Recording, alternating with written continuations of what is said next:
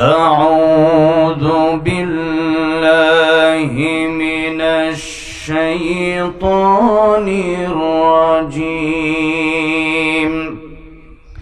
بسم الله الرحمن الرحيم.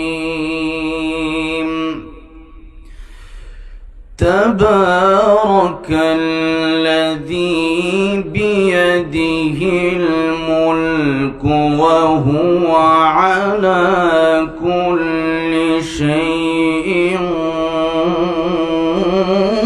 قدير.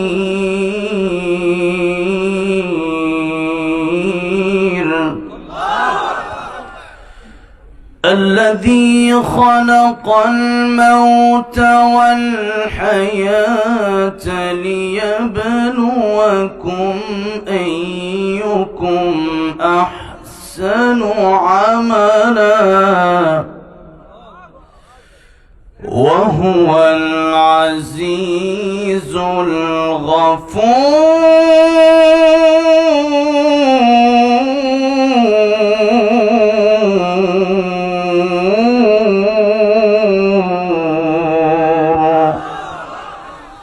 صدق الله العظيم. وقال النبي صلى الله عليه وسلم: الدنيا سجن المؤمن وجنة الكافر، أو كما قال النبي عليه الصلاة والسلام. وقال تعالى في شان حبيبه ومحبوبه: إن الله وملائكته يصلون على النبي يا أيها الذين آمنوا صلوا عليه وسلموا تسليما. اللهم صل على محمد وعلى آل محمد كما صليت على إبراهيم وعلى آل إبراهيم إنك حميد مجيد. اللهم بارك على محمد وعلى آل محمد كما باركت على إبراهيم وعلى آل إبراهيم إنك حميد مجيد. حجر میں شجر میں تیرے رنگ بو ہے، جدھر دیکھتا ہوں اللہ ادھر تو ہی تو ہے. لا الہ الا اللہ لا الہ ইল্লাল্লাহ। জবান ছেড়ে দিয়ে আল্লাহর প্রেমে মাতোয়ারা হয়। লা ইলাহা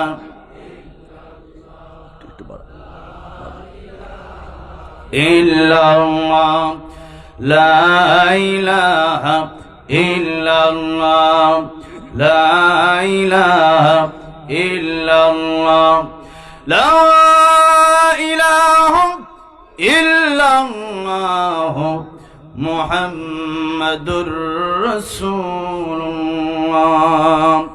সাল্লাল্লাহু আলাইহি ওয়াসাল্লাম। ঐতিহ্যবাহী সিরাজগঞ্জ সলঙ্গা হাজী কুমরুল রাধানগর পূর্বপাড়া জামে মসজিদের উন্নতি কল্পে আজ সিরাজগঞ্জ রোড হাজী কুমরুল ইন্টারচেঞ্জ হাইওয়ে থানার উত্তর পাশে মাহফিল হচ্ছে। কত সুন্দর, কোনো বাধা আছে? এটাকেই বলা হয় স্বাধীনতা, ঠিক না? ঠিক, আলহামদুলিল্লাহ। এক সময় আমরা থানা থেকে 20 কিলো 50 কিলো দূরে মাহফিল করেছি, সেই মাহফিলে বাধা দিয়েছে স্বৈরাচারের গোষ্ঠীরা। সেই মাহফিলগুলোতে বাধা দিয়েছে ওসিডি সিএসপি, ঠিক না ঠিক? আজকে হাইওয়ে থানার উত্তর পার্শ্ব সিরাজগঞ্জ হাটি কমরল মাহফিল হচ্ছে, কোন বাপের ভোটার ক্ষমতা নেই আল্লাহর কোরআনের মাহফিল বন্ধ করা, ঠিক না ঠিক? যে মাহফিল বন্ধ করতে আসবে হাত ভেঙে দেওয়া হবে। রাজি আছেন কারা? দু হাত আলাদা উঠে দেখান।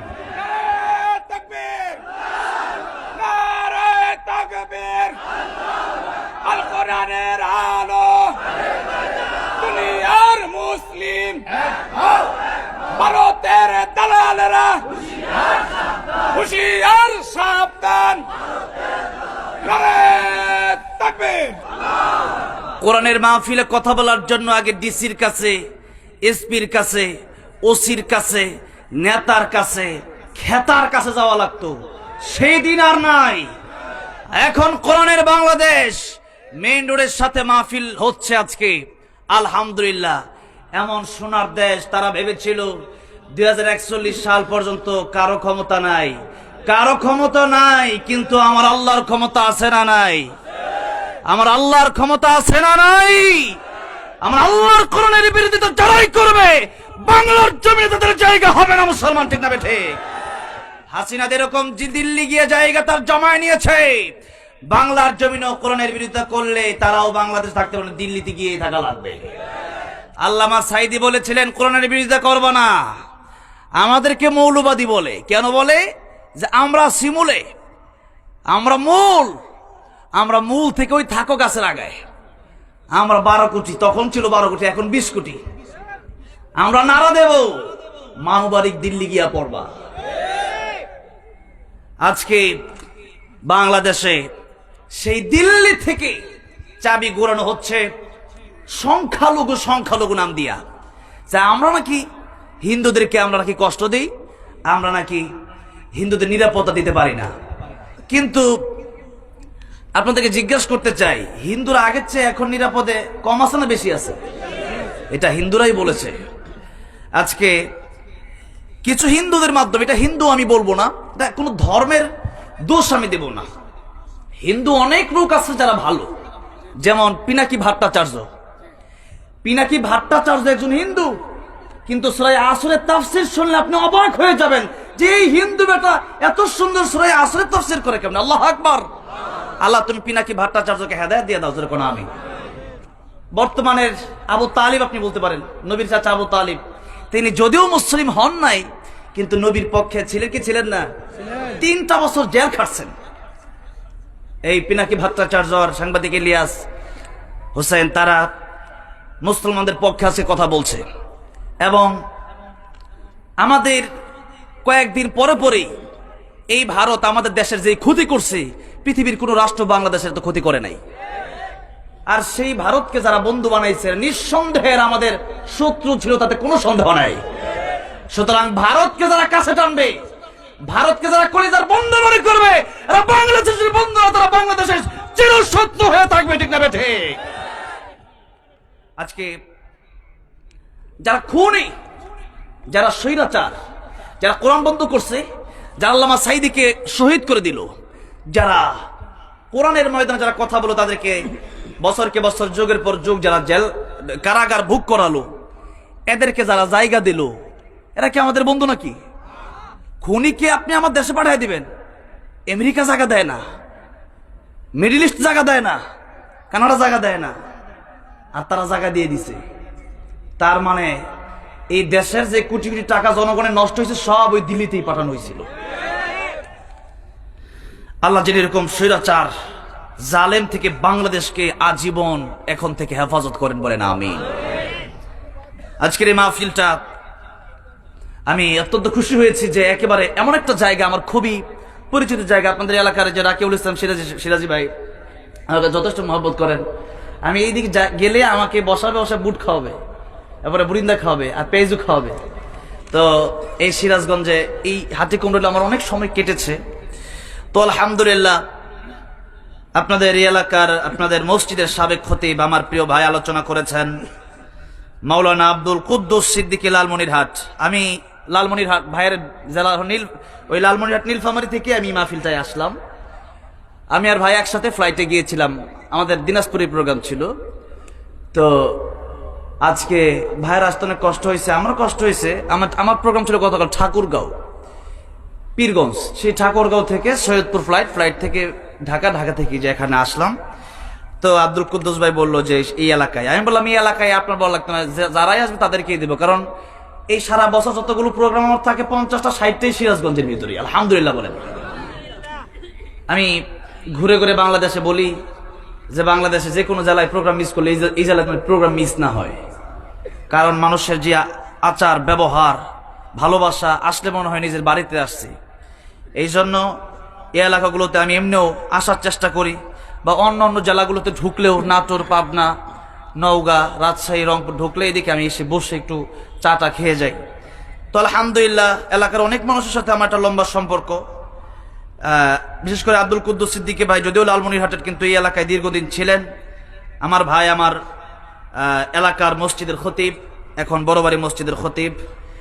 আল্লাহ আমার প্রিয় আব্দুল কুদ্দুস সিদ্দিকী ভাই আরেকটা মাহফিল রেখেছেন, তখন তাড়াহুড়া করে চলে গেছেন। আমার সাথে আমার আরেক বক্তা ভাই আছে শহীদুল হক আনসারী, আমার ইন্ডিয়ার সাথে, আমি ইন্ডিয়া ওয়াজ করার সময় ভাই আমার সাথে যায়, খুব ভালো আলোচনা করেন।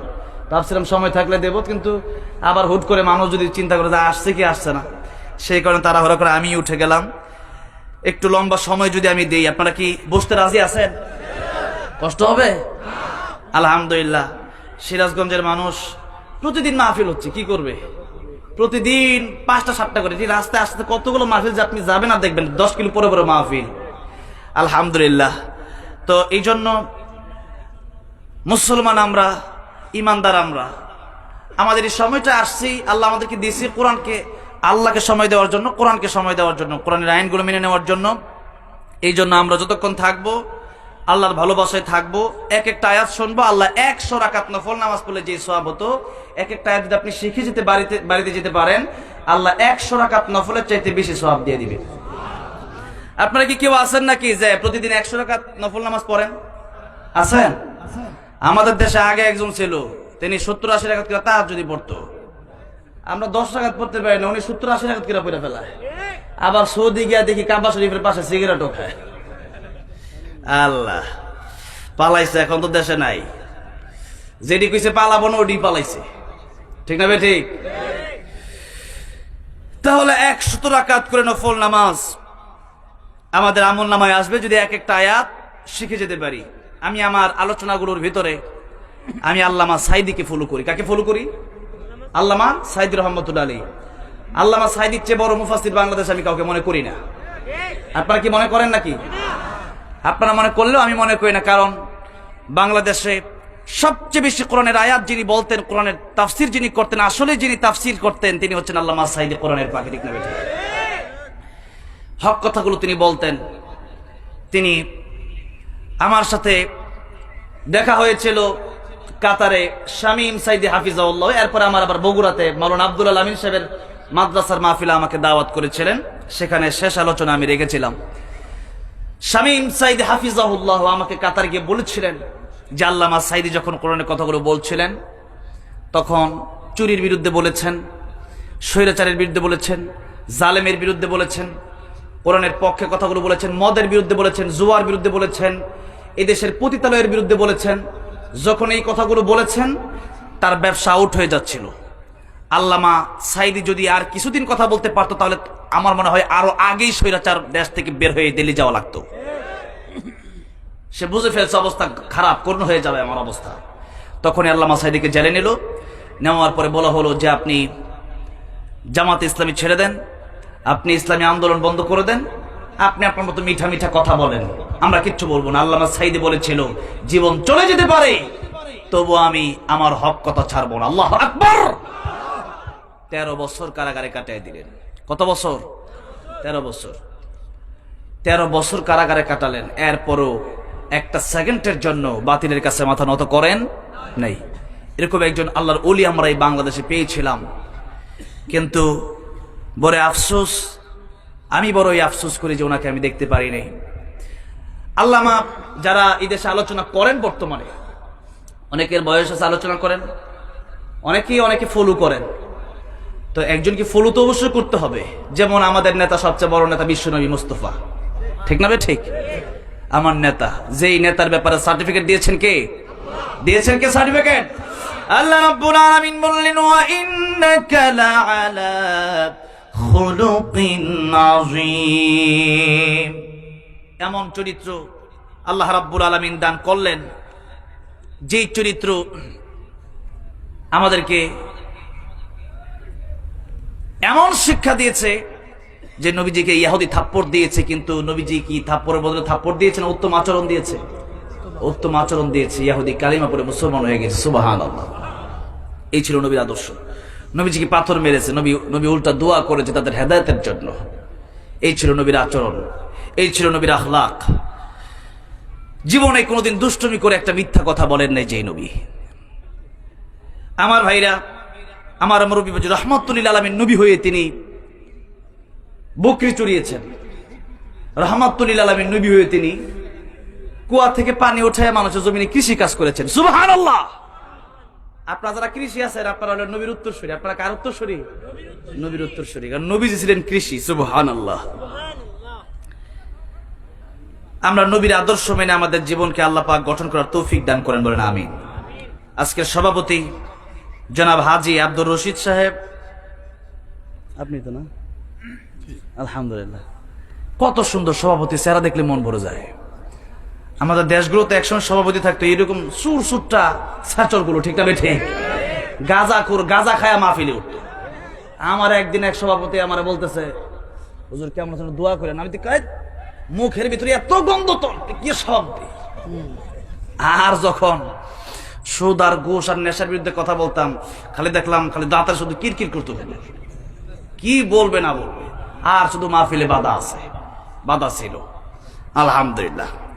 এখনো যেগুলা বাধা দেয় এগুলার ওই স্বৈরাচারের পেটাতা, এগুলার আগে মায়ের দিবেন, পরে বিচার হবে। আগে ডাইরেক্ট মায়ের হবে। কি হবে আগে? আগে ডাইরেক্ট মায়ের। আলহামদুলিল্লাহ, সভাপতি সাহেব তিনি প্রোপাইটার মেসার্স ভাই ভাই ট্রেডার্স, আল্লাহ ব্যবসায় বরকত দান করেন, জুড়ে বলেন আমিন। আজকের প্রধান অতিথি জনাব এ আল বাকি সাহেব, পরিবেশক দেশবন্ধু গ্রুপ, কোথায় চলে গেছে? আল্লাহ রাব্বুল আলামিন ওনাকে এক হায়াত দান করেন, বলেন আমিন। আজকের বিশেষ অতিথি আলাউদ্দিন সরকার, প্রধান উপদেষ্টা অত্র মসজিদ, আলহামদুলিল্লাহ। দেখেন কত সুন্দর, প্রত্যেকটা ব্যক্তির চেহারা দিকে তাকালে ভালো লাগে কি লাগে না? আলহামদুলিল্লাহ। আল্লাহ কবুল আর মঞ্জুর করেন, বলেন আমিন। আল্লাহ নেক হায়াত বাড়ায় দেন, বলেন আমিন।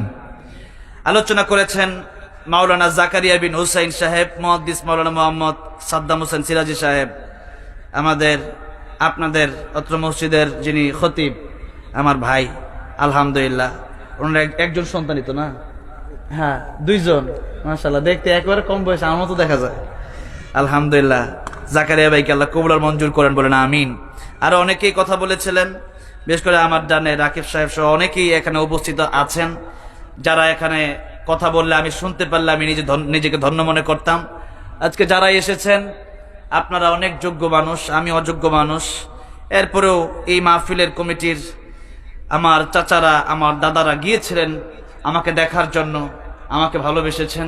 দীর্ঘ এক সপ্তাহ, প্রায় 1 মাস ধরে আমি ডেঙ্গু জ্বরে আক্রান্ত। শরীর অবস্থা খুবই ভয়াবহ হয়েছিল, মৃত্যু সজ্জায় আমি শায়িত হয়ে গেছিলাম। হাসপাতালের বেড থেকে উঠে 2-3 দিনের মাহফিল শুরু করলাম আবার। আল্লাহ কবুল করেছেন, ভাবি নাই যে আসতে পারবো। তো যাই হোক, আল্লাহ যেহেতু আসার তৌফিক আমাকেও দিয়েছেন কোরআনের কথা বলার জন্য, আপনাদেরকেও বিছানা নাই, ভালো কম্বল নাই, ভালো একটা কাঁথা নাই, ল্যাপ নাই, ভালো একটা শিমুদ্রার বালিশ নাই, খিচুড়ি নাই, বিরিয়ানি নাই, টাকা পয়সা নাই। এরপর ওই জনগণ আসছে কার ভালোবাসায়? কার ভালোবাসায়? আল্লামা সাইদি এটাই বলেছিলেন, জনগণ আল্লামা সাইদির ভালোবাসায় আসে না, জনগণ আসে আল্লাহর কোরআনের ভালোবাসা, ঠিক না বেঠে? যারা আল্লাহকে ভালোবাসে তাদের ল্যাপ তোষক লাগে না, তারা মাটিতে বসেই আমার আল্লাহরে ভালোবাসতে পারে। আমার আল্লাহরে ভালোবাসে যারা, এরা দুনিয়াতে কষ্ট করবে, কারণ দুনিয়া এদের জন্য আরামের জায়গা না। দুনিয়া সিজনুল মুমিন ওয়া জান্নাতুল কাফির। এই দুনিয়া তাদের জন্য কয়েদখানা, জেলখানা। এই জন্য আমরা জেলখানাকে ভয় পাই না। পাই নাকি? মুসলমান কি জেলখানাকে ভয় পায় নাকি? কেন পায় না? কারণ মুসলমান জানে যে গোটা দুনিয়ায় আমার জন্য জেলখানা, আল্লাহর আইন না মানতে পারলে আমাকে জাহান্নামে চলতে হবে। আমাকে যদি জান্নাতে যেতে হয়, জেল আসতে পারে, জুলুম আসতে পারে, হামলা আসতে পারে, মামলা আসতে পারে, আল্লাহর কোরআন থেকে মুসলমান এক সেকেন্ডের জন্য পিছপা হবে না, হবে না, হবে না। আমার ভাইরা, আমার মুরব্বী বাবাজিরা, আল্লাহর কোরআনের ভালোবাসা, আল্লাহর ভালোবাসা আমাদের অন্তরে সবচেয়ে বেশি। কারণ এখানে আমরা যারাই বসে আছি, আমরা কি ইমানদার না বেঈমান? কি বলেন? আচ্ছা, আমি তো বুঝতেছি না এত কম আওয়াজ কেমনে হয়। আর শোনেন না, দূরে না, মুমিনের আওয়াজটা, আল্লামা সাইদির আরেকটা কথা আমার মনে পড়ে গেছে। আল্লামা সাইদি বলেছিলেন, মুমিন যারা হবে, আমরা বিড়ালের মতো 500 বছর বেঁচে থাকার কোনো লাভ নাই। সিংহের মতো 1 ঘন্টা বাঁচতে চায়, রাজি আছেন? কাকা দুহাত উঠে দেখান। নারায়ে তাকবীর। ইসলামের শত্রুরা নারায়ে তাকবীর। আমার ভাইরা, আমার মুরব্বী বাবাজিরা, তাই আসুন আল্লাহ রাব্বুল আলামিন ইমানদারের ব্যাপারে বললেন, ওয়ালা তাহিনু ওয়ালা তাহজানু ওয়া আনতুমুল আ'লাউনা ইন কুনতুম মুমিনিন। মুমিন যদি হতে পারেন, ইমানদার যদি হতে পারে, আল্লাহ রাব্বুল আলামিন বললেন তোমাদের কোনো ভয় নাই, তোমাদের কোনো চিন্তা নাই। কারণ মুমিনের বন্ধু তামাম পৃথিবীর সবকিছু যদি মুমিনের শত্রু হয়ে যায়, মুমিনের একজন বন্ধু আছে, জোরে আওয়াজ দিয়া বলেন তিনি কে? ইন্নামা ওয়ালিয়ুকুমুল্লাহু ওয়া রাসূলুহু ওয়াল্লাযীনা আমানুল্লাযীনা ইউকিমুনাস সালাহ ওয়া ইউতুনাজ যাকাতা ওয়া হুম রাকিউন। আল্লাহু আকবার। আল্লাহ বলেন ইমানদারের বন্ধু হবে 3 জন। জোরে আওয়াজ করে বলেন বন্ধু হবে কয়জন? 1 নম্বরে আমাদের বন্ধু হবে আল্লাহ। 1 নম্বরে আমাদের বন্ধু হবে কে? কারণ এই দুনিয়ায় এই যে আমি কথা বলছি, আপনি কথা শুনছেন, যারা দাঁড়ায় আছেন পা দিয়া, যারা বসে আছেন, এই যে শুনছেন, এই যে বলছি, বলার ক্ষমতা দিলেন কে? চলার ক্ষমতা দিলেন কে? আমাদেরকে বানালেন কে? এই সব কিছু যেহেতু আল্লাহ রাব্বুল আলামিন দিলেন, আল্লাহ রাব্বুল আলামিন বললেন, ইয়া মা'শারাল জিন্নি ওয়াল ইনসি ইন ইসতাতা'তুম আন তানফুযু মিন আকতারিস সামাওয়াতি ওয়াল আরদি ফানফুযু লা তানফুযুনা ইল্লা বিসুলতান। সবাই আমার সাথে ঠোঁট মিলে পড়েন, ফাবিআই আলাই রাব্বিকুমা তুকাযযিবান। আল্লাহ রাব্বুল আলামিন বললেন, যদি আমি তোমাদেরকে বলার ক্ষমতা দিয়ে থাকি, চলার ক্ষমতা দিয়ে থাকি, আর আমার আইন তোমাদের কাছে ভালো না লাগে, আমার কোরআন তোমাদের কাছে ভালো না লাগে, আমার রাষ্ট্র ব্যবস্থা তোমাদের কাছে ভালো না লাগে, যাদের কাছে কোরআন ভালো লাগবে না, আল্লাহর কোরআনের আয়াতগুলো যাদের কাছে ভালো লাগবে না, আল্লাহকে যার ভালো লাগে না, আল্লাহ বলেন আমার দুনিয়ায়, আমার আকাশের নিচে, আমার জমিনের উপর থাকার জায়গা তোর নাই। ঠিক না বেঠে? এই জন্য আমি জিজ্ঞাসা করতে চাই, এই বাংলাদেশের আকাশ জমিন কার? আর সেই দিল্লির আকাশ জমিন কার? গুজরাটের আকাশ জমিন কার? সুতরাং বাংলাদেশ থেকে দিল্লি পায়ে গেলে আল্লাহর আকাশ জমিন ছাড়া হবে না। আল্লাহর আইন যদি, আল্লাহর কোরআন যদি কারো কাছে ভালো না লাগে, আল্লাহর আকাশ জমিন থেকে বের হয়ে যাও। ঠিক না বেঠিক? আর আল্লাহর আকাশ জমিন থেকে বের হয়ে যাওয়ার মতো কোনো জায়গা আমাদের নাই, আছে নাকি? আল্লাহর আকাশ জমিন ছেড়ে বের হয়ে যাওয়ার মতো কোনো জায়গা আমাদের নাই। আল্লাহর আকাশ জমিন ছেড়ে বের হয়ে আপনি যাবেন কোথায়? অন্য গ্রহ যদি আপনি যান, মঙ্গল গ্রহ কার? সূর্য কার? চন্দ্র কার? বুধ গ্রহ কার? যা কিছু সবই তো আল্লাহর। আমারই তো বানাইছে আল্লাহ। ঠিক না বে ঠিক? বাপে সন্তানরে কইছে তুই বিয়াদবি করছ, বের হয়ে যা, বাইতে বের হ। সন্তান কই তোমার বাড়ি ছাড়া জায়গা নাই? যা, কই যাবি যা। সন্তান চলে গেছে নানির বাড়ি। বাপে কয় তোর নানির বাড়ি হওয়ার আগে এটা আমার শ্বশুর বাড়ি, যেই ছেলে আমার কথা শুনে না বের হোক, ওই ছেলে আমার শ্বশুর বাড়িতে থাকতে পারবে না। কারণ নানির বাড়ি আগে না শ্বশুর বাড়ি আগে? বাপে যদি বিয়ে না করতো তাহলে কি তার নানির বাড়ি হইতো? হইতো না। বাপে কয় না, আমার শ্বশুর বাড়ি আগে, তোর নানির বাড়ি পরে। যা, যে ছেলে আমার কথা শুনে না আমার শ্বশুর বাড়ি থেকে বের হয়ে যা। এবার ছেলে কয় তোমার শ্বশুর বাড়ি ছাড়া কি যাওয়ার আর জায়গা নাই? এবার গেছে খালার বাড়ি। বাপে গিয়া কয় এটা আমার শালির বাড়ি, এটা আমার ভাইরার বাড়ি, তোর খালার বাড়ি পরে, তোর খালুর বাড়ি পরে, আগে আমার। ঠিক না বে ঠিক? যে ছেলে আমার কথা শোনে না ওই ছেলে বের হয়ে যা, আমার শালির বাড়ি থাকার জায়গা নাই। এবার কয় তোমার শালির বাড়ি ছাড়া, তোমার ভাইরার বাড়ি ছাড়া কি আর জায়গা নাই? এবার গেল ফুফুর বাড়ি। কি সামনে গেল না পিছে গেল? কাছে গেল না দূরে গেল? কাছে গেছে। আগে তো ছিল দুঃসম্পর্ক, এটা তো রক্তের সম্পর্ক ছিল না। আর এখন ফুফুর বাড়ি, বাপের একবার রক্ত, মায়ের বাপের রক্তটা লেগে আছে, ফুফুর বাড়িতে আসছে। এরকম ঘটনা ঘটে নাই? অনেকেরই ঘটছে। এবার বাপে কয় এটা তোর ফুফুর বাড়ি পরে, আগে আমার বোনের বাড়ি। ঠিক না বে ঠিক? আগে আমার বোনের বাড়ি। যে ছেলে আমার কথা শুনে না ওই ছেলে আমার বোনের বাড়ি থাকার অধিকার তার নাই। এবার তার হুঁশ ফিরে আসছে। ডাক দেয়া বলল, বাবা ভুল করেছি, বেয়াদবি করেছি, অন্যায় করেছি, অপরাধ করেছি, আমি বুঝতে পেরেছি। ও বাবা, যেখানেই যাব সেখানেই তো দেখি তোমার বন্ধু আগে, তোমার আত্মীয় স্বজন আগে। ও বাবা রে, সে তো পরের কথা। যদি তুমি আমার জন্ম না দিতে এই পৃথিবীর সুন্দর মুখ আমি দেখতে পারতাম না। ও বাবা, ভুল করেছি, বেয়াদবি করেছি, আমারে মাফ করে দাও। এবার বাবা ডাক দিয়া বলে, সন্তান রে, আমি তো তোরে বাড়ি থেকে বের হয়ে যাওয়ার জন্য বলি নাই।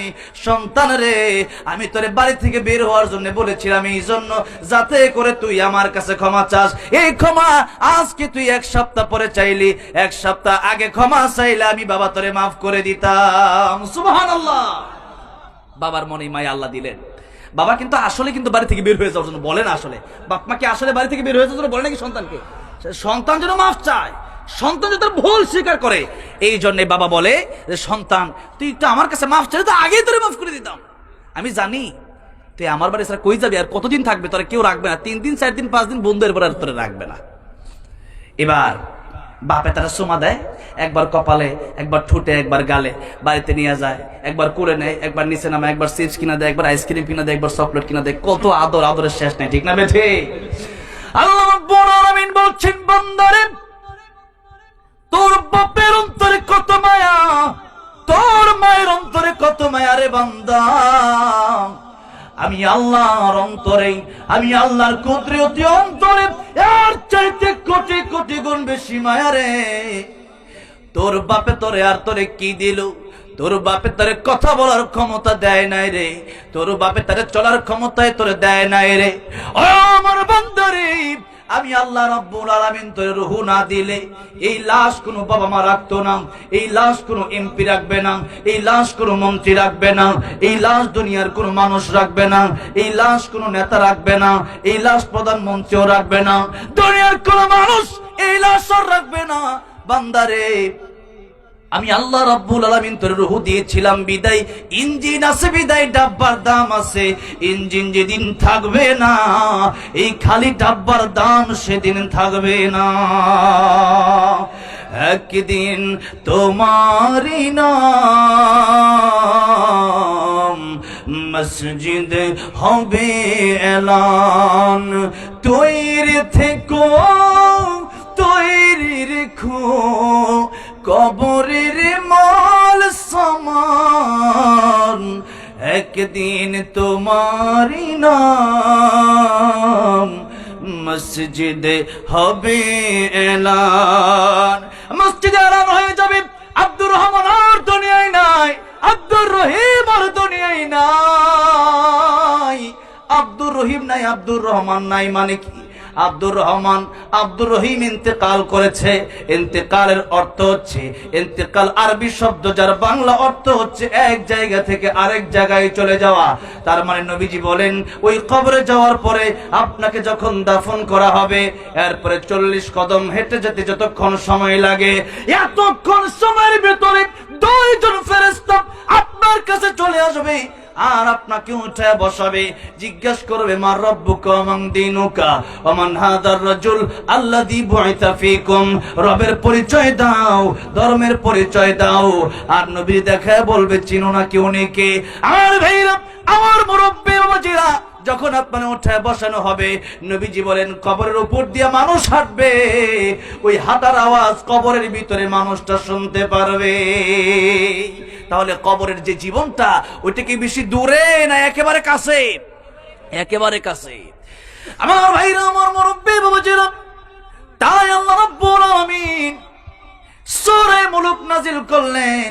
সূরা মুলক নাজিল করলে আল্লাহ রাব্বুল আলামিন এটাই প্রথম বুঝিয়ে দিলেন, তাবারাকাল্লাযী বিয়াদিহিল মুলকু ওয়া হুয়া আলা কুল্লি শাইইন কাদির।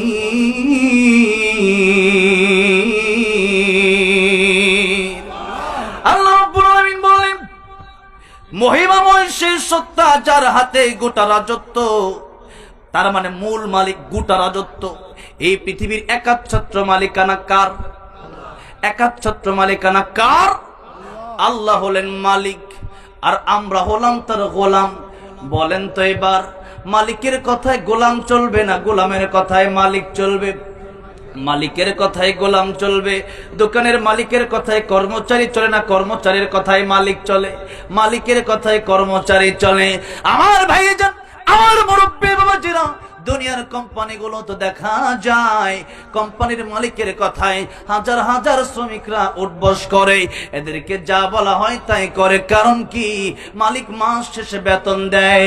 কিন্তু আপনি একটু চিন্তা করেন না, যে আল্লাহ রাব্বুল আলামিন আমার হাত দিলেন কাজ করার জন্য, যে আল্লাহ আমার চোখ দিলেন দেখার জন্য, যে আল্লাহ আমার বিবেক দিলেন বোঝার জন্য, যে আল্লাহ আমার পা দিলেন চলার জন্য, এই মালিকের কথা শুনে 24টা ঘন্টার ভিতরে 12 ঘন্টা দিলাম মালিকের, দুনিয়ার মালিকেরে, আর 12 ঘন্টা আমার নিজের জন্য ঘুম খাওয়া দাওয়া আর ঘোরাফেরা করার জন্য দিয়ে দিলাম।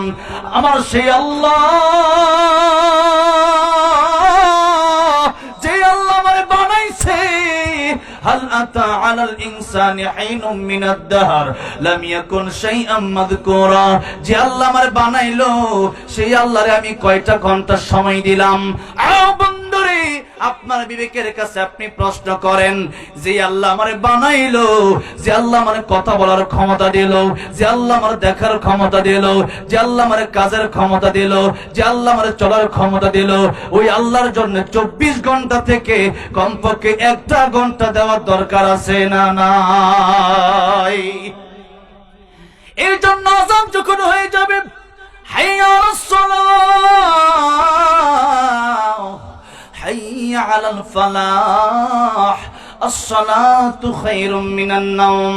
কাবা ঘরে যখন আমি গেলাম, প্রথমেই কাবা ঘরে যাওয়ার সময় এত গরম, গরমের কারণে ঠোঁটগুলো ফেটে যাচ্ছিল। বাংলাদেশে ফাটে শীতের কারণে ঠোঁট, আর আরবে গরমের কারণে ঠোঁটগুলো ফেটে যায়, এত গরম। এই গরমের কারণে একটা দোকানে আমি গেলাম একটা মেরিল কেনার জন্য, লিপজেল কেনার জন্য।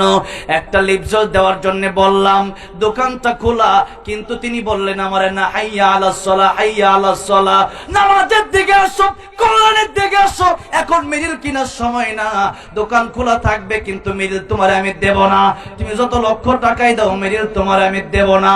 ও বাংলাদেশের মুসলমান, আজকে আপনি বাংলাদেশে জন্ম নিয়া মুসলমান তো দাবি করেন, নামাজের সময় নামাজে যান না, কোরআন তেলাওয়াত জিজ্ঞেস করলে আপনি কোরআন পারেন না, দুনিয়ার জন্য সব কিছু করলেন, আল্লাহর জন্য আপনি কি করলেন? জীবন তো চলে গেল, 60 বছর 70 বছর অনেকে পার হয়ে গেল, এরপরও আপনার মুখে আপনি দাড়িটা কেন রাখলেন না? আপনার বউটা এখনো কেন পর্দা করে না? আপনার মেয়েটা এখনো কেন পর্দা করে না? আপনার দোকানে এখনো কেন এখনো সুদ চলে, আপনি কেন এখনো ঘুষ খান, আপনি কেন এখনো নেশা করেন, আপনি কেন এখনো মদ পান করেন, আপনি কেন এখনো সিগারেট খান, আপনি কেন এখনো নামাজে যান না? মনে কি হয় না যে আমার মরতে হবে? এই হাতি কুমরুলের, এই সিরাজগঞ্জের হাতে কুমরুলের মোড়ে কত মানুষ অ্যাক্সিডেন্ট হয়ে মারা গেল। আমি আর আপনি আজকে ওয়াজ মাহফিল শেষ করে বাড়িতে যেতে পারবো, এই গ্যারান্টি আমার আছে নাকি? এই গ্যারান্টি আমারও নাই। আপনি আসলে বাড়িতে যেতে পারবেন সেই গ্যারান্টি আপনারও নাই, আমারও গ্যারান্টি নাই, আপনারও গ্যারান্টি নাই। গ্যারান্টি যেহেতু নাই, কিন্তু একটা জীবনের গ্যারান্টি আছে। আল্লাহ রাব্বুল আলামিন বললেন, সুম্মা ইউমিতুকুম সুম্মা ইউহয়িকুম সুম্মা ইলাইহি তুরজাউন। ও বান্দারে, তোর জীবন আমি আল্লাহ রাব্বুল আলামিন দিলাম, এই জীবন থেকে পরকালে তোমার যেতে হবে, এরপরে আমার কাছে আবার ফিরে আসতে হবে। ওইটাই হলো আসল জীবন। আসল জীবনের জন্য কিছু করলেন না, এই জীবনের শেষ আছে। বাড়ি করলেন, গাড়ি করলেন, টাকা পয়সা জমালেন, এখন যেদিন নতুন বিল্ডিং করছেন, ওই দিন যখন বিল্ডিং গিয়া পা দিবেন, আপনি দেখলেন মালাকুল মউত আজরাইল হাজির হয়ে গেছে। আপনি বললেন, মালাকুল মউত,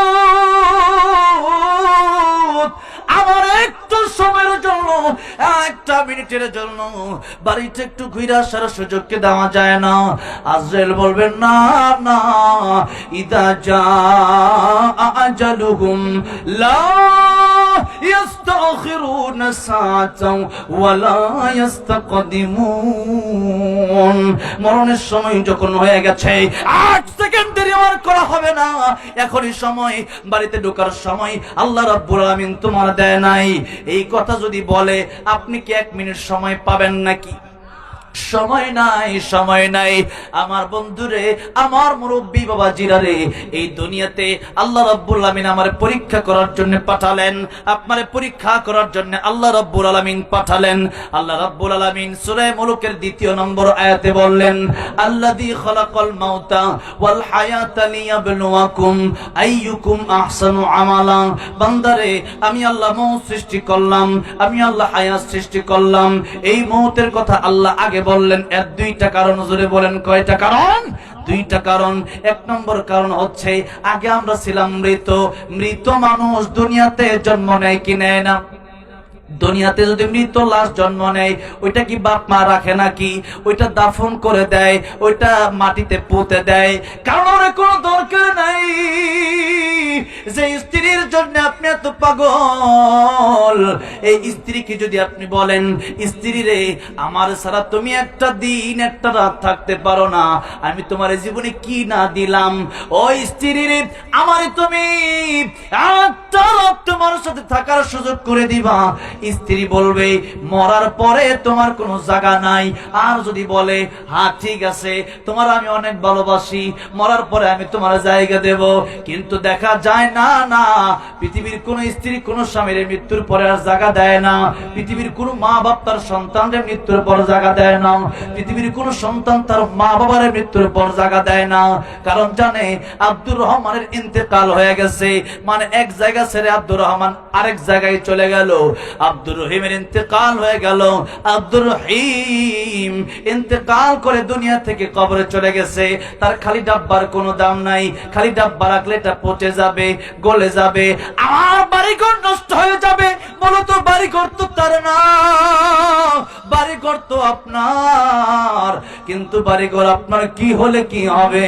আল্লাহ রাব্বুল আলামিন বলেন, ইয়াউমা লা ইয়ানফাউ মালু ওয়ালা বানুন ইল্লা মান আতাল্লাহা বিকলবিন সালিম। আমি আল্লাহর কাছে সম্পদের কোনো কাজ আসবে না, সন্তানাদি কোনো কাজে আসবে না। আমি আল্লাহ রাব্বুল আলামিনের কাছে তোমার ভালো একটা অন্তর যদি থাকে, ওইটা কাজে আসবে। এই জন্য মুসলমান এই দেহের জন্য দুনিয়াতে বাড়িঘর কম বানায়া আখিরাতের জন্য বাড়ি বানানোর দরকার আছে না নাই? আখিরাতে ঈমান নিয়ে লিয়াবলুয়াকুম আইয়ুকুম আহসানু আমালা, সবচাইতে কম ঈমান যার হবে এই দুনিয়ায় পরীক্ষায় দিয়া যারা 33 নম্বরে পাস করে, এরাও তো পাস। এরকম কম পাস কম পাস যারা করবে, কম নাম্বার যারা পাবে, এদের ঈমান হচ্ছে সবচেয়ে কম ঈমান। এই পৃথিবীতে যার সবচেয়ে কম ঈমান হবে, বুখারী শরীফের হাদিসে এসেছে, আল্লাহর নবী বিশ্ব নবী রাহমাতুল লিল আলামিন বলেছেন, তারে জাহান্নামে পুরানো হবে, কত কোটি কোটি বছর সে জাহান্নামে জ্বলবে এটা আমরা বলতে পারি না, এটা আমার আল্লাহই ভালো জানে। এবার সেই ব্যক্তি জাহান্নাম থেকে আমার আল্লাহর ডাক দিয়া বলবে, আয় আল্লাহ, তুমি রহমান, তুমি রহিম, তুমি গফফার, আল্লাহ গো, জাহান্নাম থেকে কি আমার একটু মুক্তি দেওয়া যায় না? আমার জান্নাতে যাওয়ার কোনো দরকার নাই। এবার আল্লাহ রাব্বুল আলামিন তারে জাহান্নাম থেকে বের করে আনবেন। জাহান্নাম থেকে বের করে আনার পরে আল্লাহ রাব্বুল আলামিনকে বলবেন, আল্লাহ, এখানেও আমার ভালো লাগে না, আল্লাহ জান্নাতের একটু কাছে কি আমার নেওয়া যায় না? আল্লাহ বলবেন, এটাই তোর শেষ আবদার। এবার বান্দা ডেকে বলবে, আল্লাহ, এটাই আমার শেষ আবদার। অনেক লম্বা ঘটনা, একটু একটু করে বান্দা আগায়। এবার বান্দা জান্নাতের কাছে যাওয়ার পরে বান্দা শুনতে পারবে জান্নাতের ভিতরে কিচিরমিচির আওয়াজ হয়, পাখির আওয়াজ হয়, কত সুন্দর আওয়াজ, যেই আওয়াজ জীবনে কোনোদিন কোনো কান শুনে নাই, যেই নিয়ামত কোনোদিন কোনো চোখ দেখে নাই, যে নিয়ামত কোনোদিন কোনো মন অন্তর কল্পনা করে নাই। এত সুন্দর আওয়াজ শোনার পরে আল্লাহ রাব্বুল আলামিনকে ডাক দেয়া বলবেন, আল্লাহ রাব্বুল আলামিন, আমারে কি একটু জান্নাতে যাওয়ার সুযোগ দেওয়া যায়?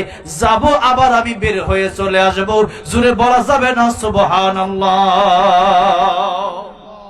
আল্লাহ বলবেন, বান্দারে, তোর যাওয়ার সুযোগ আমি আল্লাহ রাব্বুল আলামিন দেব, কিন্তু তুই আবার বের হয়ে যাবি তো? বান্দা বলবে, হ্যাঁ আল্লাহ, আমি বের হয়ে যাব। এবার আল্লাহ রাব্বুল আলামিন তার একটু ঢোকার সুযোগ দিবে। যখন ঢোকার সুযোগ দিবে, তখন দেখেন এই হাদিসটাকে মুহাদ্দিসিনে কেরামগণ বলেছেন হাসির হাদিস। কিসের হাদিস? হাসির হাদিস। কারণ এই বান্দাটা এমন একটা কথা বলবে যে কথাটা শুনে আমার আল্লাহ নিজেই হাসবে। কোন সুবহানাল্লাহ। দেখেন, আমার আল্লাহ হাসবে। এবার বান্দা বলে, আল্লাহ, আমার সবচেয়ে কম ঈমান, মানে আর কোন ঈমানদার জাহান্নামে নাই, ওই সবচেয়ে শেষ, সবার শেষে বের হলো এবং সবার শেষে জান্নাতে ঢুকলো। এবার এই লোকটাকে যখন আল্লাহ ঢোকার পারমিশন দিয়েই দিল, কিন্তু কথা ছিল কি, যে লোকটা আবার জান্নাত থেকে বের হয়ে যাবে। ছিল কি ছিল না? ওয়াদা ছিল। কিন্তু বান্দা এবার জান্নাতে যাওয়ার পরে এখন আর বের হয় না। সুবহানাল্লাহ। আমার আল্লাহকে, কিরে বেরোস না কেন? এবার বান্দা ডাক দেখো, আল্লাহ, আমি যদি বের হয়ে যাই, তুমি বলো তো, আমার ওয়াদার দাম বেশি না তোমার ওয়াদার দাম বেশি? দামটা কার ওয়াদার দাম বেশি? আল্লাহর ওয়াদার দাম বেশি। আল্লাহ, আমি তো জীবনে কত ওয়াদা ভঙ্গ করছি, আয় আল্লাহ, আমি তো বান্দা, তাও ইমানদারদের ভিতরে সবচেয়ে কম ইমান আমার। আর তুমি আল্লাহ, তুমি রহমান, তুমি রহিম, তুমি গফফার। আল্লাহ, আমার সম্মানের কি আছে? আমি নাপাক পানি থেকে তৈরি হয়েছি, জাহান্নামে জ্বলতে জ্বলতে আঙ্গার হয়েছি, আল্লাহ, এরপরে জান্নাতে আসলাম। আমি আর আমার দাম আর আছি বা কতটুকু? আল্লাহ, তুমি বলো আমার ওয়াদার দাম বেশি না তোমার ওয়াদার? আল্লাহ কয়, আমার ওয়াদার দাম একটু বেশি। সুবহানাল্লাহ। আল্লাহ, আমার ওয়াদা রাখতে গেলে তোমার ওয়াদা ভঙ্গ হবে, তোমার ওয়াদা রাখতে গেলে আমার ওয়াদা ভঙ্গ হবে। সুবহানাল্লাহ বলে। আমার ওয়াদা যদি রাখতে চাই, আমি যদি জান্নাত থেকে বের হয়ে যেতে চাই, তোমার একটা ওয়াদা ছিল, এটা ভঙ্গ হয়ে যাবে। সুবহানাল্লাহ। আমার আল্লাহ কয়, আমার ওয়াদা কোনটা? দেখেন, ওয়াজ মাহফিল শুনলো লাভ আছে। ওই বেটা এটা জানে, এটা শুনছে, খালিদিনা ফিহা আবাদা, জান্নাতে যাওয়ার পরে আল্লাহ পাক কাউকে যদি একবার জান্নাতে দেয়, আল্লাহর ওয়াদা হচ্ছে আর কোনোদিন তাকে জান্নাত থেকে বের করে দেবে না। সুবহানাল্লাহ। জোরে কোন আমার আল্লাহকে ডেকে বলবে, আল্লাহ তাআলা, জান্নাতে আমি এসেছি, তুমি যদি আমার বের করে দাও, আমি হয়তো বের হয়ে যাব, আমার ওয়াদা রক্ষা হতে পারে, কিন্তু কত ওয়াদা ভঙ্গ করলাম, এই জন্য জাহান্নামে জ্বললাম। কত ওয়াদা ভঙ্গ করিয়া আজকে চলে আসলাম জান্নাতের ভেতর পর্যন্ত।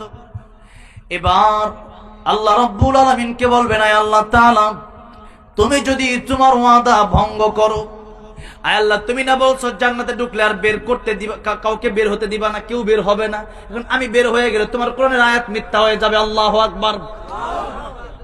এখন আল্লাহ, আমি বেশি বড় একটা জান্নাত চাই না, আমি থাকার জন্য একটা ঘর আমারে তুমি দাও, ছোট্ট একটা ঘর।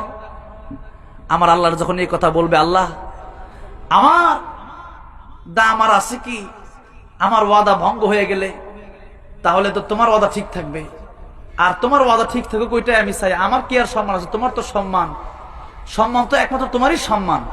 এবার আল্লাহ তার কথা শুনে খুশি হয়ে যাবেন, হাসবেন, বলেন সুবহানাল্লাহ। আল্লাহ বলেন, বান্দা তুই এমন একটা কথা বলেছিস যে কথার কারণে আজকে তোকে আমার জান্নাত দিয়েই দিতে হবে। সুবহানাল্লাহ।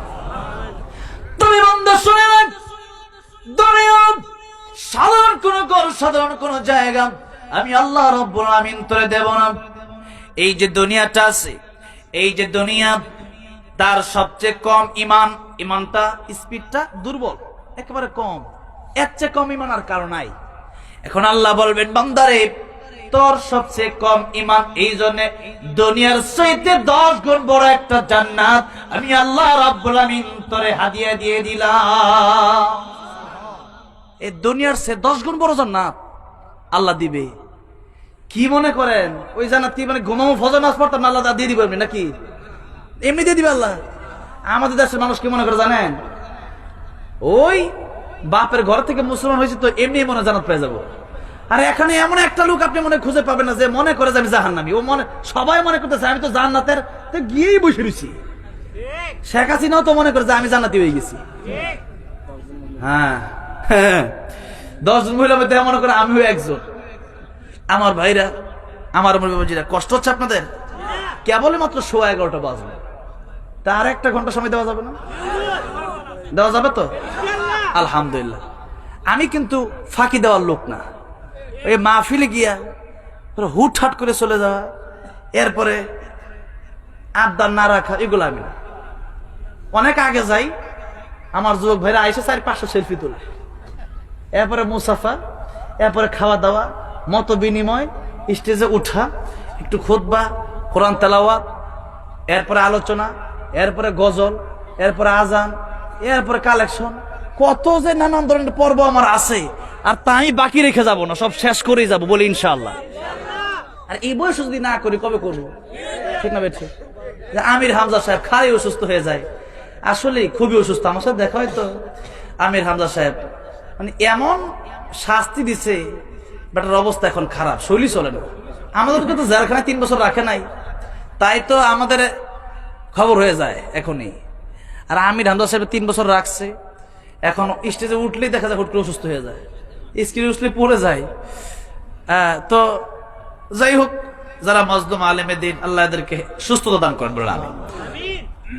এক সময় আবার কবে কোন বয়স আসে আর কোন জেল খাটতে হয় আবার কবে জানি না। তো দেশের যে পরিস্থিতি জানি, বুঝি না কিছু। দেশ কিন্তু এখনো পরিপূর্ণ ঠিক হয় নাই। নাইলে আমার ভাই সাইফুল ইসলাম আলিফ ভাইকে হত্যা করা হলো কিভাবে? বাংলাদেশে এই হত্যার জবাব দিতেই হবে, ঠিক না ঠিক? এই স্কুলের দেওয়ার শব্দ হয়ে যেত না।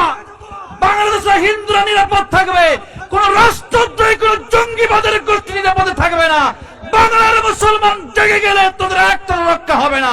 দিল্লি বা মুরগি পারে গিয়ে তোদের পালাতে হবে, ঠিক না ঠিক? আজ এখনো বিচার হয় নাই, কিন্তু এই ইস্কন হলো একটা সাপ। ওই সাপের লেন্দাটা হলো বাংলাদেশে, আর ওই সাপের মাথাটা হলো দিল্লিতে।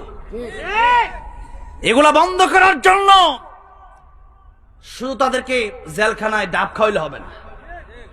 গরুর রশি যেমনি বাঁধছেন আলেমদেরকে বাধা হয়েছিল, ওইভাবে এই কি দাস জানো, হ্যাঁ,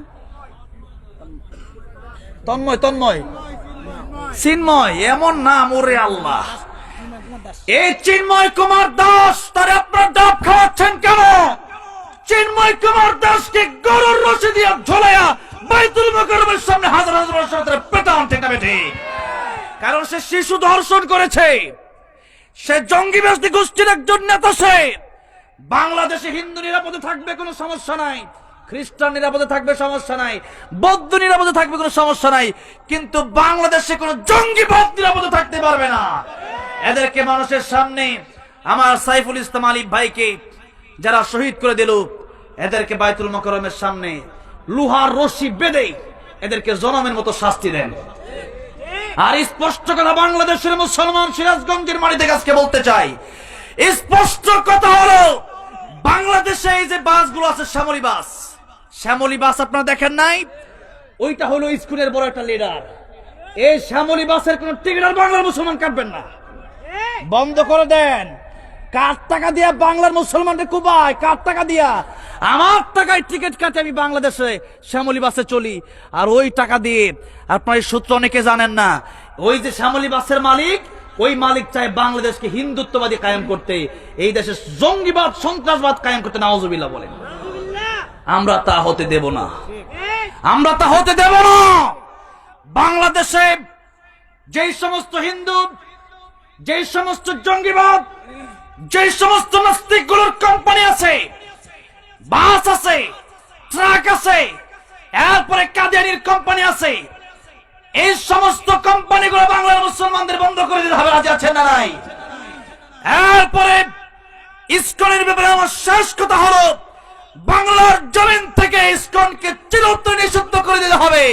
আর ডক্টর ইউনূস সাহেব যদি আপনি নিষিদ্ধ করতে না পারেন, আমরা তরবারি নিয়ে মাঠে নামবো, কেউ ঠেকাতে পারবে না, মুসলমান পারবে না।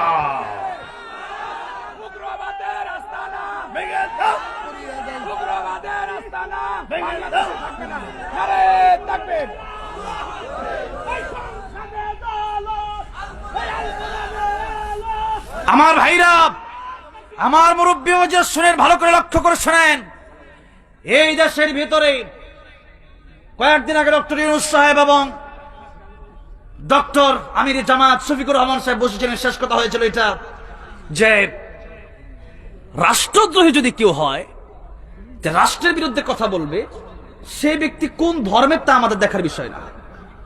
রাষ্ট্রদ্রোহ বানায়া, রাজাকার বানায়া আল্লামা সাঈদীকে 13 বছর কারাগার রাখা হয়েছিল।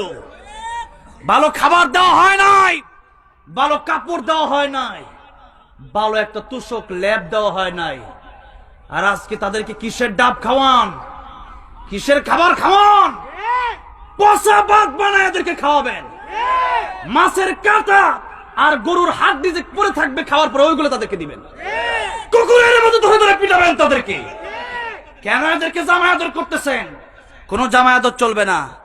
আর যদি অচিরেই যদি এই দেশে ইসকন নিষিদ্ধ করা না হয়, তাদের ফাঁসি কার্যকর না করা হয়, তাহলে বাংলার মুসলমান ভালো করে জানে কিভাবে এই শাস্তি আদায় করতে হয়।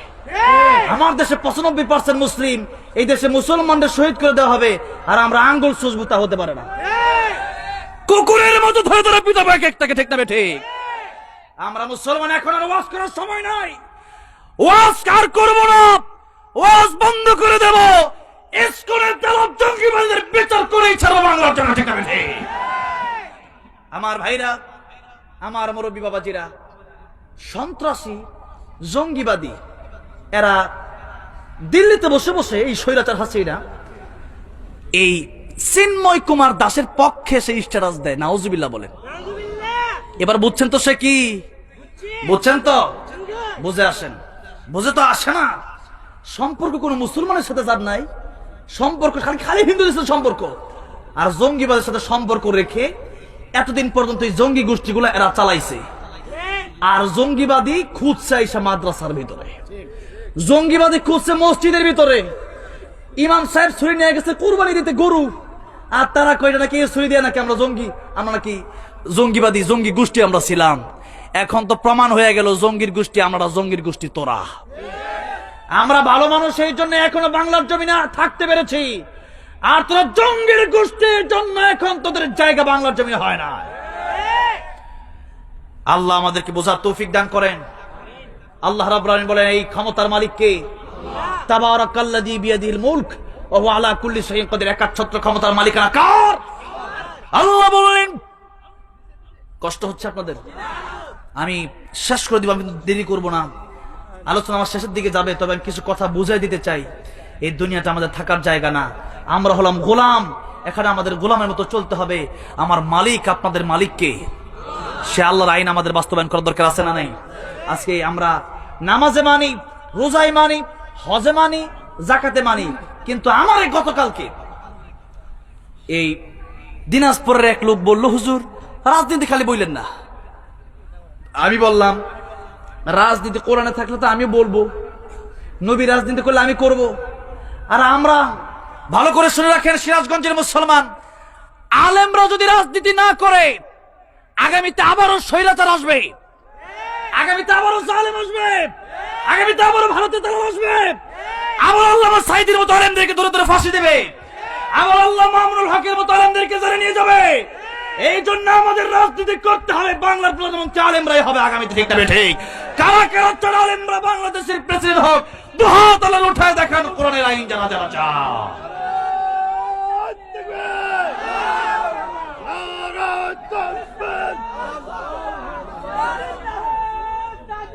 আমার ভাইরা, আমার মুরব্বী ওয়াজিরাম, আল্লাহ রাব্বুল আলামিন বললেন তাবারাকাল্লাযী বিয়াদিহিল মুলক ওয়া হুয়া আলা কুল্লি শাইইন কাদির। এগুলোর সব কিছুর মালিক তো আমি আল্লাহ রাব্বুল আলামিন। তোমাদেরকে আমি আল্লাহ রাব্বুল আমিন পরীক্ষা করার জন্য কিছুদিনের জন্য মালিকানা দিলাম, কিছুদিনের জন্য ক্ষমতা দিলাম। ক্ষমতা পেয়ে এটা মনে করা যাবে না 41 সাল আর 71 সাল আর 72 সাল মনে করা যাবে না। ক্ষমতা আল্লাহ রাব্বুল আমিন দিলেন। আল্লাহ রাব্বুল আমিন বললেন কুলিল্লাহুম্মা মালিকাল মুলক তুতিল মুলক মান তাশা ওয়া তানজিউল মুলকা মিম্মান তাশা ওয়া তুইজ্জু মান তাশা ওয়া তুযিল্লু মান তাশা বিয়াদিকাল খায়র ইন্নাকা আলা কুল্লি শাইইন কাদির। আল্লাহ রাব্বুল আলামিন বললেন আমি আল্লাহ চাইলে তোমার ক্ষমতা দেব, আমি আল্লাহ চাইলে আবার তোমার নামায় দেব। আর ক্ষমতা পাওয়া আর ইজ্জত পাওয়া কিন্তু এক জিনিস না। 16 বছর ক্ষমতা, এখন আর ইজ্জত নাই। আর আমরা আগেও ভালো ছিলাম, এখনো ভালো আছি না নাই? এখনো মানুষ আমাদেরকে কলেজে দিয়ে ভালোবাসে। কেন? আমরা কোরআনের পক্ষে আছি, আমরা আল্লাহর পক্ষে আছি। এটাই হলো আল্লাহর ইজ্জত দেওয়ার সিস্টেম। আমার একজন বলছে যে তোমার এলাকায় তুমি এমপিতে দাঁড়াবে নাকি কখনো? আমি বলছি কিসের এমপিতে দাঁড়াবো, এখন যেভাবে আছে অনেক ভালো আছে। এমপি মন্ত্রীরা আমার সম্মান করে, আমি এমপি মন্ত্রীর কাছে আমার যাওয়া লাগে না, এমপি মন্ত্রী আমার কাছে আসে। আলহামদুলিল্লাহ বলেন, এটাই তো সম্মান। সম্মান তো মানুষের উপর দিয়ে দিলে ওটা সম্মান হয় না, সম্মান দিতে হয় ভিতর থেকে, ঠিক না বেটি?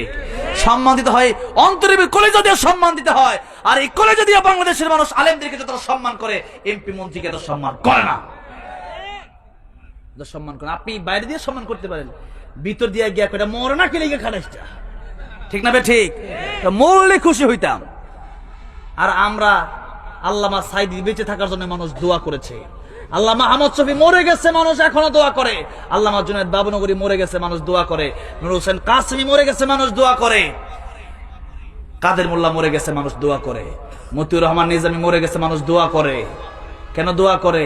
আর তোদেরকে মানুষ প্রতিদিন বকে, তোরা দিল্লি গিয়ে বসে আসছস, তোদেরকে গ্রামের প্রত্যেক দিন মানুষ তোরে বকে যে স্বৈরাচার গেছে, আল্লাহ এই দেশটা এখন রহমত নাজিল হইছে।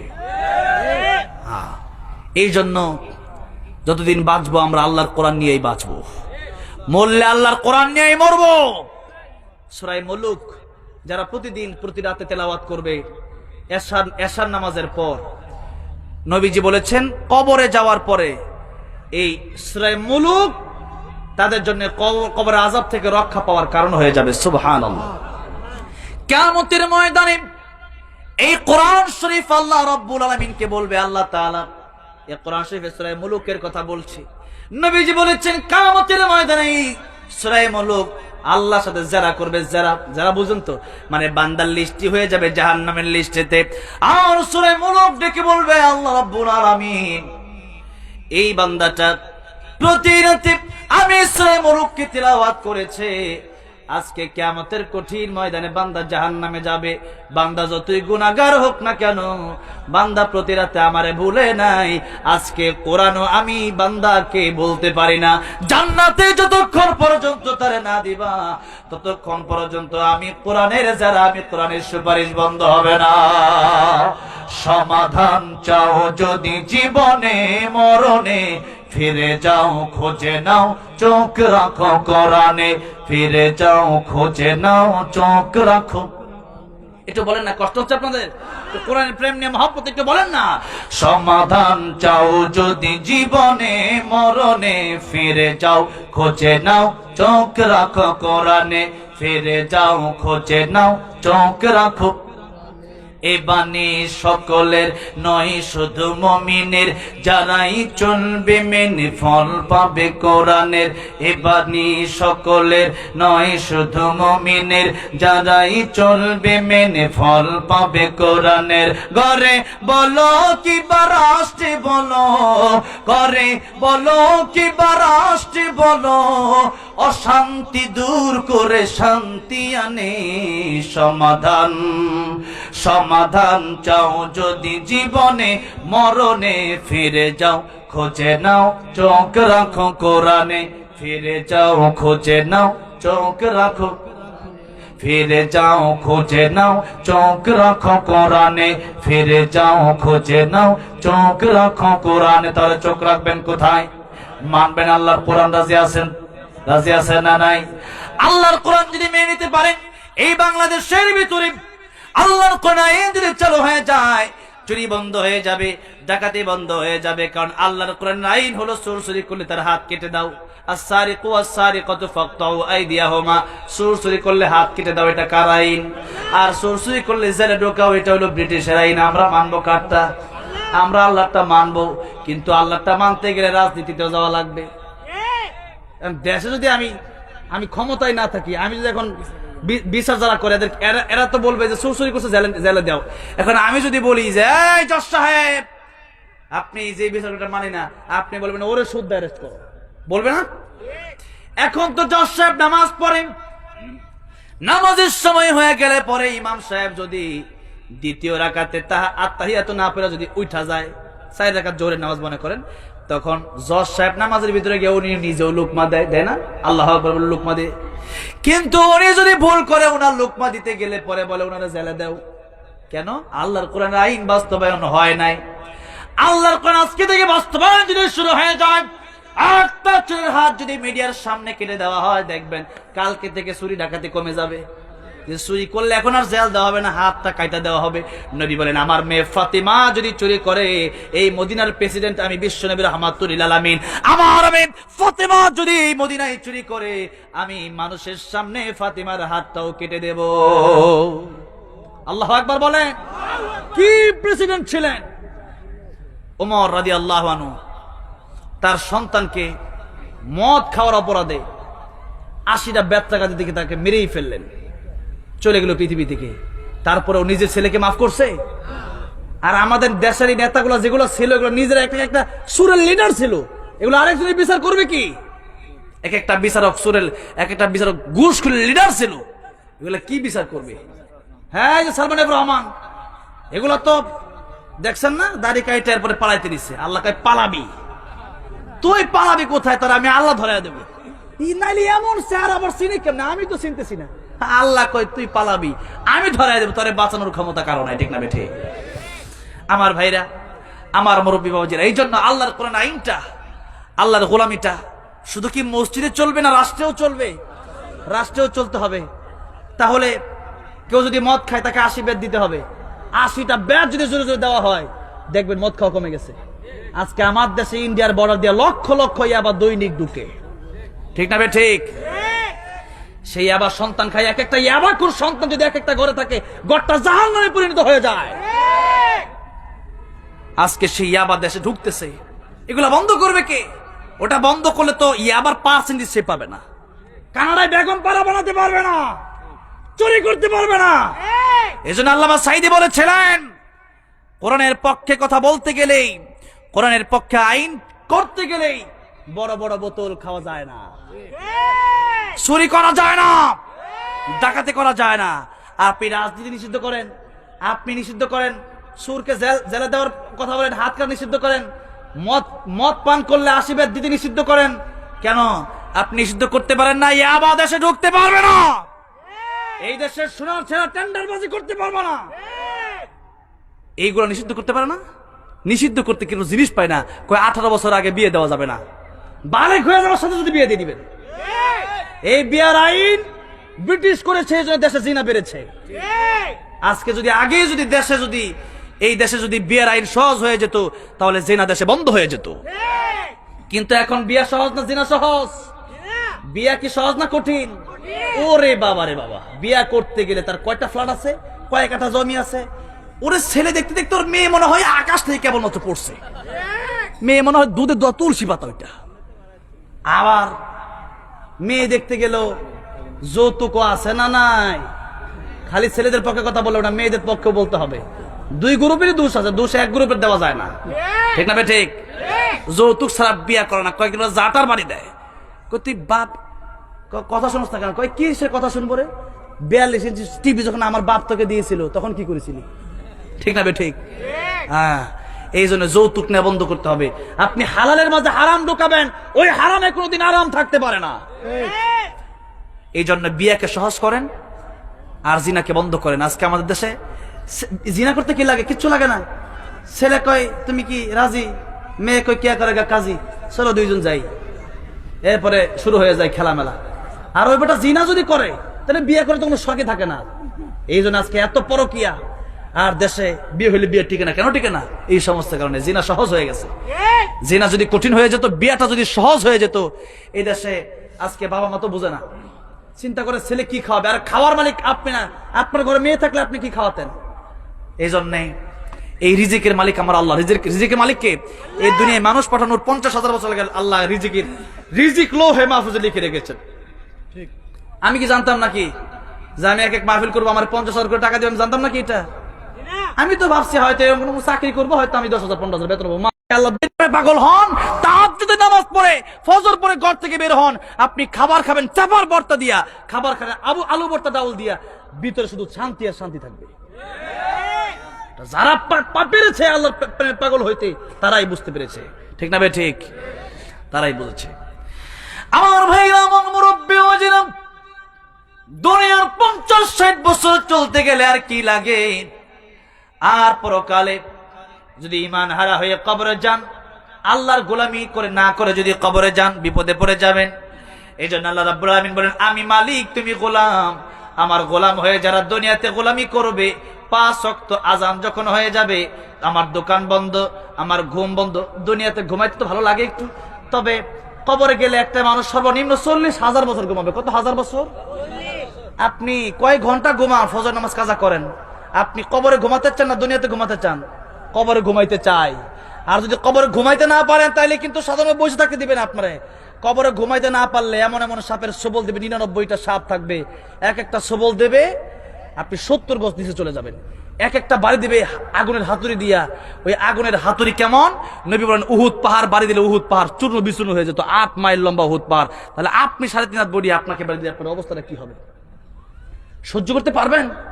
পারবেন না। এরপরে যেই ফেরেশতা আপনি কাঁদবেন, ফেরেশতা থাকবে অন্ধ, ফেরেশতা থাকবে বধির। আপনি বলবেন, ফেরেশতা আমরা একটু ছাড় দাও, ফেরেশতা তো শুনবেই না। আপনার ছাড় দিবে কোন জায়গা থেকে? মানুষ দুনিয়াতে মারলে পরে মাফ চাইলে মাফ করে দেয়, কারণ মানুষের মনে মায়া লাগে, দেখে তার রক্ত বের হয়ে গেছে, হ্যাঁ, তারে মারছে, গালে দাগ হয়ে গেছে, মায়া লাগে। কিন্তু ফেরেশতা চোখে দেখবে না, আযাবের ফেরেশতা চোখে দেখবে না, কানে শুনবে না, চিল্লাবেন শুনবে না, কাঁদবেন দেখবে না, আপনাকে মাফ করার কোনো সুযোগ নাই। এই জন্য বাবাজিরা, দুনিয়াতে আপনি যদি মনে করেন সুদ খাবো, ঘুষ খাবো, আপনি খেতে পারেন, তাতে কোনো মানা নাই।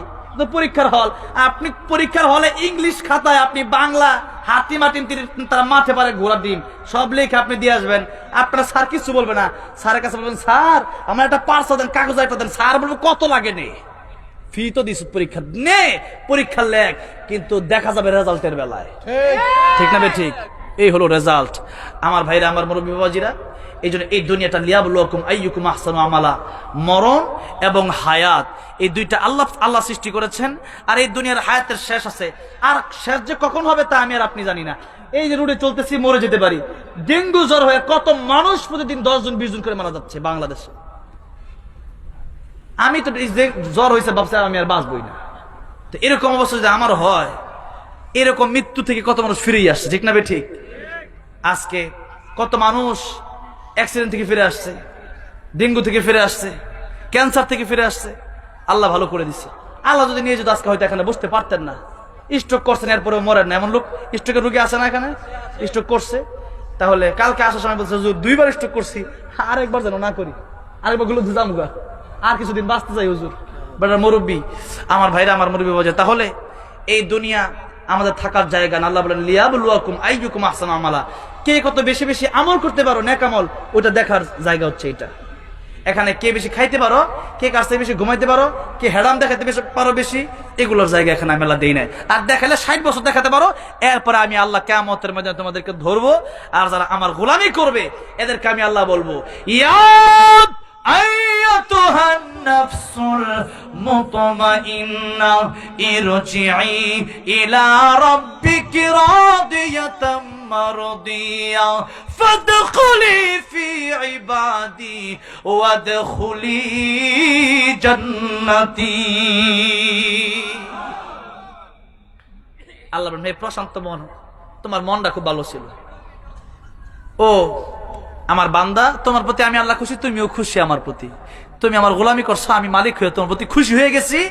আজকে ফাদখুলি ফি ইবাদি, আব্দুন থেকে ইবাদ, আব্দুন মানে গোলাম, ও আমার গোলামেরা, আজকে যারাই আসল গোলাম ছিল আমার গোলামিটা ঠিক মতো করছো, এরা আমার গোলামের অন্তর্ভুক্ত হও, ওয়াদখুলি জান্নাতি, জান্নাতে ঢুকে যাও।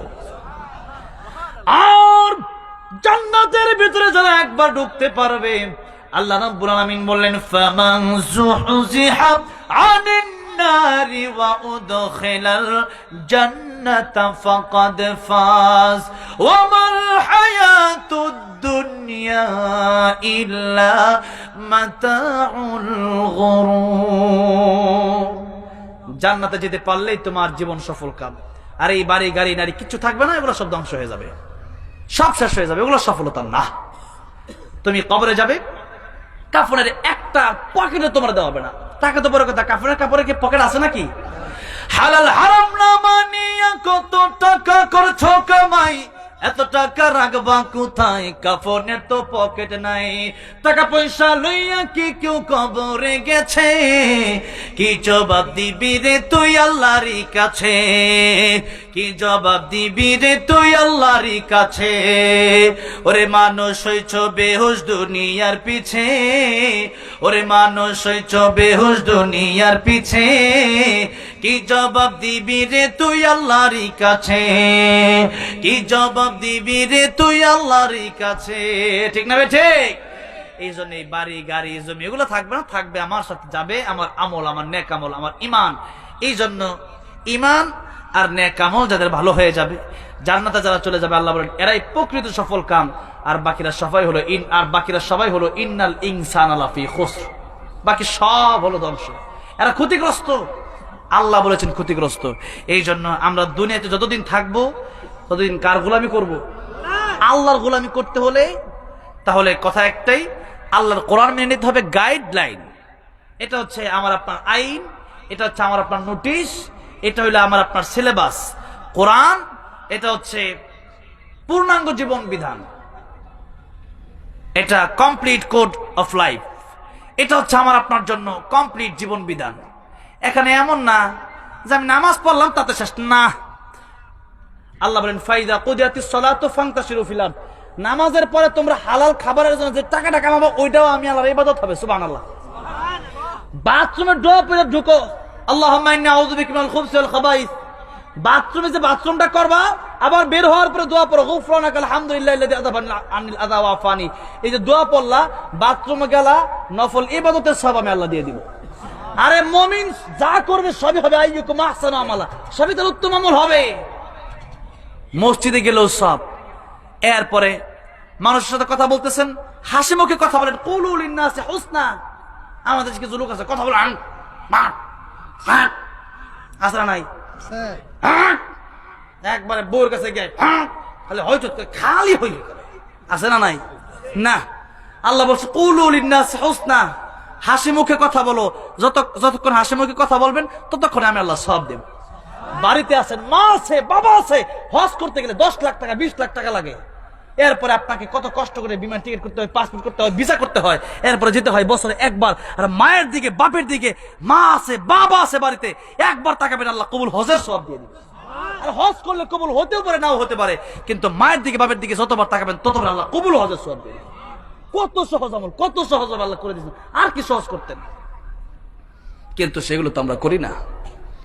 দুনিয়াতে রাস্তা চলাফেরা করতেছেন, বাসে উঠছেন, গাড়িতে উঠতেছেন, কাজ করতেছেন, আপনার জবানটা তো আপনার ফ্রি, আপনি পড়তে থাকেন সুবহানাল্লাহ আলহামদুলিল্লাহ লা ইলাহা ইল্লাল্লাহ সুবহানাল্লাহ আলহামদুলিল্লাহ লা ইলাহা লা ইলাহা লা ইলাহা ইল্লাল্লাহ মুহাম্মাদুর রাসূলুল্লাহ সাল্লাল্লাহু আলাইহি সাল্লাম।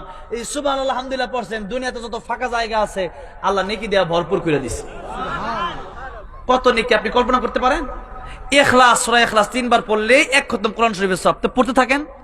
আল্লাহ রাব্বুল আলামিন বলেন ফায়দা قضيت الصلاة فانتشروا في الأرض وابتغوا من فضل الله واذكروا الله كثيرا لعلكم تفلحون।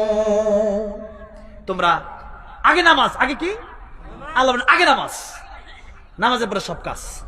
তবে এই কাজটাও যেন আমার হালাল হয়। তাহলে নবী ব্যবসা করছে, আমি ব্যবসা করবো নবীর তরিকায়, সুন্নতের সওয়াব পেয়ে যাব। আর এটা শুধু বললে হবে না, আপনাকে যে আল্লাহ বলেন হালাল রুজি ইনকাম করে, এটা আপনার জন্য ফরজ। এটা আপনার জন্য কি? হালাল রুজি না কামাই করলে আপনি খাবেন কেমনে? কয়েকদিন পরে টাকা পয়সা না থাকলে চুরি করতে হবে, সুদ খেতে হবে, ঘুষ খেতে হবে। এই জন্য আমার ভাইরা, আমার মুরব্বি, হারাম যদি কেউ খান, সুদ অথবা ঘুষ অথবা মানুষের জমি মেরে খান, এই সমস্ত কাজ করে কেউ খেলে, আপনি আপনার কফরে একটা কালো একটা কলম নেবেন, নিয়ে আপনি লিখে লিখবেন যে আমি একটা জাহান্নামী ব্যক্তি। এটা আপনি লিখে পরে কবরে যান। আপনি এত সস্তা পাইবেন না। নবী যে জানাজা পড়াতেন না, কেউ যদি হারাম খেতেন নবী জানাজা পড়াতেন না। হারাম মানে এটা দুইটা কথা, একটা হারাম, একটা হলো মানুষের হক যদি কেউ না দিয়ে যেত, কেউ ঋণ নিয়ে মরলে এরপরে নবী বলতেন তার ঋণ কেউ পরিশোধ করবা কিনা। কি হয়েছে? ও হ্যাঁ, এই 12টা পর্যন্ত তার সময় আছে। আমার সব কিছু জানা আছে, ফাঁকি দেওয়ার লোক কিন্তু আমি না, আগেই বলে দিছি। ফাঁকি কিন্তু আমি দেব না। তবে কথা আমার শেষ হয়ে যাবে। আমি বললাম আগে কি হবে? নামাজ। আগে কি হবে? নামাজ। এরপরে হালাল রুজি। এরপর রাস্তাঘাটে চলতে ফিরতে হবে আমার মুখে জিকির। হবে আমার মুখে কি? জিকির। এই 3 কাজের কথা আল্লাহ বললেন সূরা জুমআর 10 নম্বর আয়াতে। আমার ভাইরা, আমার মুরব্বি, তাহলে আমার গোটা জীবনটাই হয়ে যাবে ইবাদত, গোটা জীবনটাই হয়ে যাবে আইয়ুকুম আহসানু আমালা, গোটা জীবনটাই হয়ে যাবে আমার আপনার উত্তম কাজ। আপনি যাই করেন তাই হবে উত্তম কাজ।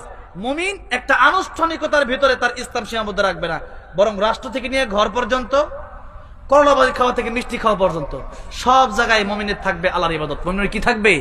আল্লাহর ইবাদত। সারাদিন যা করবেন সবই যেন আল্লাহর ইবাদতের মধ্যে গণ্য হয়। তা আপনি কোরআন হাদিসের পক্ষে চলবেন, তাইলে আপনার ইবাদতের ভিতরে গণ্য হবে। কোরআন হাদিসের বাইরে চলবেন, তাহলে এটা ইবাদতের বাইরে হয়ে যাবে।